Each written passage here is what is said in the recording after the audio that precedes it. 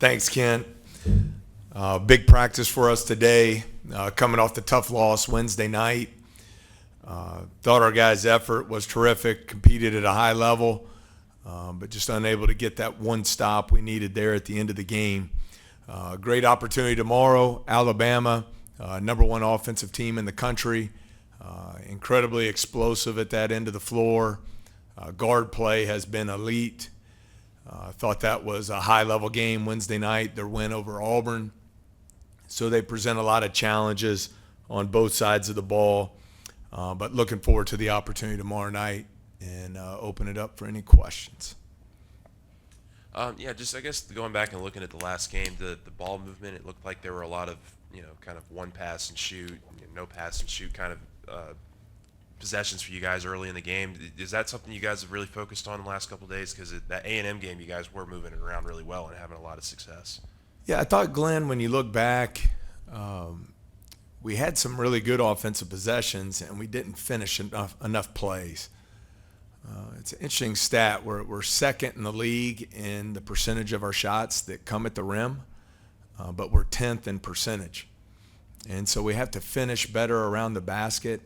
I thought we missed some opportunities there when we were getting stops early in the game to finish some plays, and then just some of the unforced turnovers. And, in a tight game like that, we'll all look to the last 2 minutes, and certainly those are important possessions, but just the value of every possession throughout the game.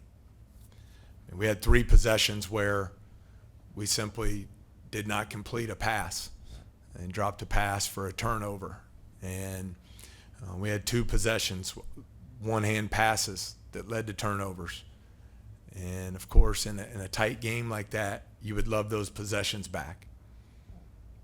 You talk about valuing possessions. Alabama, one of the top teams in the country in fast break points and also in scoring, obviously, top 5 in scoring. Taking care of the ball again, you guys kind of seem to lapse back into the turnovers again. Yeah, a lot of unforced ones. The one positive is we were creating turnovers on our defensive end. I think George was 6 assists to 18 turnovers, which is a really good ratio there on that side of the ball. But then 16 turnovers for us. We obviously know the Auburn game where we had 17. The difference in the 2 against Auburn, they had 16 steals. So it was a lot of live ball turnovers. Their pressure really bothered us. In this game, 9 of our turnovers were dead ball, where we just threw the ball away, didn't complete passes. So it's really about eliminating the unforced ones because, to your point, more importantly, best transition team in the country in Alabama, and you certainly don't want poor offense to lead to bad positions in your transition defense against them.